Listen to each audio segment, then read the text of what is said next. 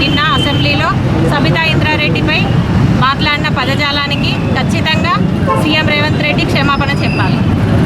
తెలంగాణ ఆడపడుచులను గౌరవించడం కాకుండా అవమానించి తెలంగాణ జాతి ఆడబిడ్డలందరినీ అవమానించిన సీఎం రేవంత్ రెడ్డి గారు వెంటనే తెలంగాణ ఆడబిడ్డలందరికీ క్షమాపణ చెప్పాలి. అదేవిధంగా మహాలక్ష్మి అనే పథకం ద్వారా స్త్రీలను గౌరవించుకుంటాం, తెలంగాణ ఆడబిడ్డల్ని గౌరవించుకుంటామని చెప్పిన మీ 6 గ్యారంటీలు ఒక గ్యారంటీని మీరు వెంటనే అమలు చేయాలి. అమలు చేసి తెలంగాణ రాష్ట్రంలో ఉన్న ఆడపడుచులందరికీ మీరు వెంటనే క్షమాపణ చెప్పాలి.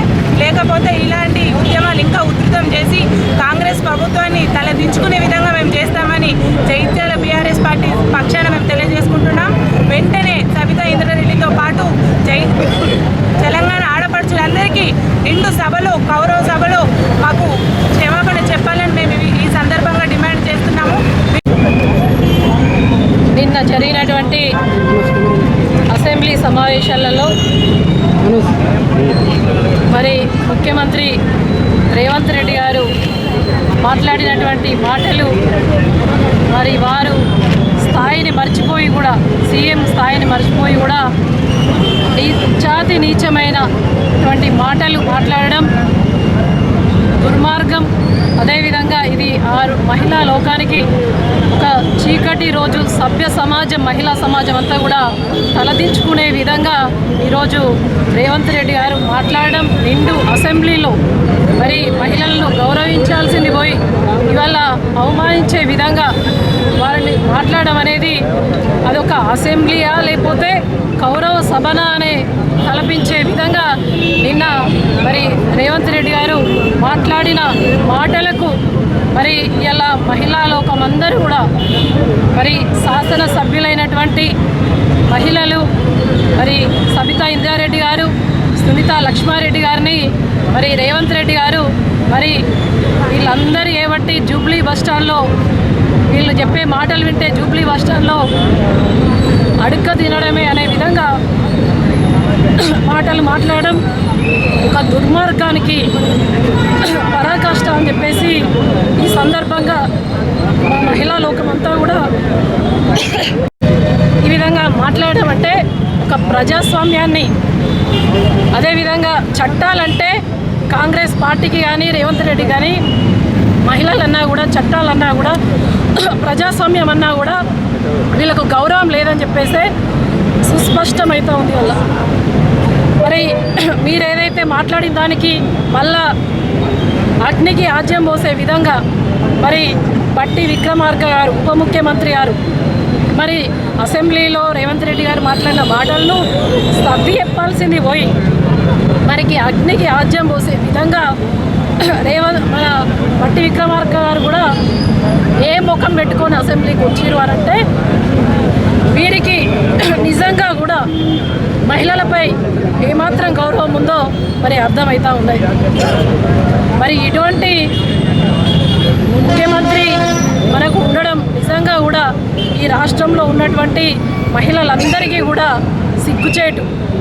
ఇవాళ ఓన్లీ సభ్యులను ప్రజలందరూ ఎన్నుకొని అసెంబ్లీకి పంపిస్తే నిండు అసెంబ్లీలో మరి ప్రజల గురించి ప్రస్తావిస్తే ఇవాళ సబితా ఇంద్రారెడ్డి గారు ఏమన్నారు, కాంగ్రెస్ ప్రభుత్వం వచ్చిన తర్వాత ఆడపిల్లలకు రక్షణ లేదు, ఆడపిల్లలను ఎత్తుకొని గ్యాంగ్ రేపులు చేస్తూ ఉన్నారు అని చెప్పేసి అసెంబ్లీలో మాట్లాడితే ఈ యొక్క ప్రభుత్వం యొక్క ప్రతిష్ట దిగజారిపోయింది అని చెప్పేసి మీరు ఆ విధంగా మాట్లాడినరా రేవంత్ రెడ్డి గారు అని చెప్పేసి మేము ప్రశ్నిస్తూ ఉన్నాం.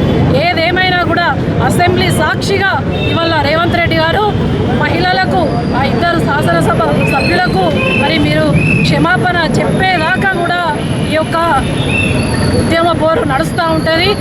మీరు వెంటనే క్షమాపణ చెప్పాలని చెప్పేసి డిమాండ్ చేస్తూ ఉన్నాం.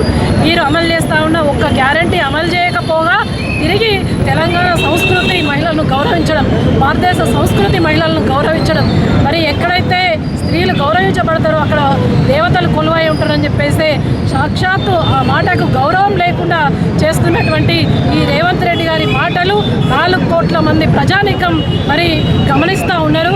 మీకు త్వరలోనే ప్రజలన్నీ కూడా గమనిస్తూ ఉన్నారు. త్వరలోనే బుద్ధి చెప్పే సమయం ఆసన్నమైందని చెప్పేసి కూడా తెలియజేస్తూ మీరు వెంటనే కూడా రేవంత్ రెడ్డి గారు వెంటనే కూడా మరి క్షమాపణ చెప్పాలని చెప్పేసి మేము డిమాండ్ చేస్తూ ఉన్నాం. ఇదేదైతే మేము దిష్టి బొమ్మ దహనం చేస్తా అన్నది మరి ఊరికే చేస్తలేదు.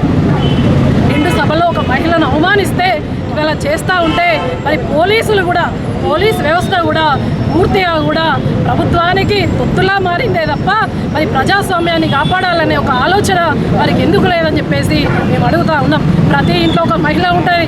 మహిళను గౌరవించడం మన సంస్కృతి అయినప్పుడు మేము కూడా అదే మహిళలకు గౌరవించే విధంగా మళ్ళీ క్షమాపణ చెప్పాలని చెప్పేసి మేము ఏదైతే నిరసన కార్యక్రమం చేపట్టినామో దాన్ని పోలీసులు చుట్టుముట్టి పూర్తిగా కూడా మరి దాన్ని మా యొక్క నిరసన కార్యక్రమాన్ని భగ్నం చేసే విధంగా మరి ప్రభుత్వానికి తొత్తులా మారినరు. మీరు ప్రభుత్వానికి తొత్తుగా ఉండొద్దు, ప్రజలను కాపాడే ప్రజాస్వామ్య బద్దకులుగా ప్రజాస్వామ్య రక్షకులుగా ఉండాలని చెప్పేసి పోలీస్ యొక్క యంత్రాంగాన్ని నేను సూచిస్తూ ఉన్నాను. ఏదేమైనా ప్రజలకు రక్షకులుగా ఉండండి. ప్రభుత్వం ఏదుంటే దానికి వంతువారుడు కాదు. ఇవాళ మేమేం అడుగుతున్నాం, మహిళలందరికీ కూడా ఒక రక్షణ నిలవాల్సినటువంటి పోలీస్ యంత్రాంగం కూడా ఇవాళ మాతో పాటు కలిసి వచ్చి మరి మహిళలకు బేషరతుగా రేవంత్ రెడ్డి గారు క్షమాపణ చెప్పాలని చెప్పేసి రావాల్సింది పోయి ఇవాళ మీరు ఇటువంటి ప్రయత్నాలు చేయడం నిజంగా కూడా అప్రజాస్వామికం ప్రజాస్వామ్య దేశంలో మనం బ్రతుకుతున్నామా అని చెప్పేసి మహిళలకు రక్షణ కరువైందని చెప్పేసి మేము భావిస్తూ ఉన్నాం. దీన్ని తీవ్రంగా కూడా ఖండిస్తూ ఉన్నామని చెప్పేసి తెలియజేస్తూ మహిళా లోకానికి సబితా ఇంద్రారెడ్డి గారికి సునీతా లక్ష్మారెడ్డి గారికి వెంటనే క్షమాపణ చెప్పాలని చెప్పేసి మేము డిమాండ్ చేస్తూ ఉన్నాం.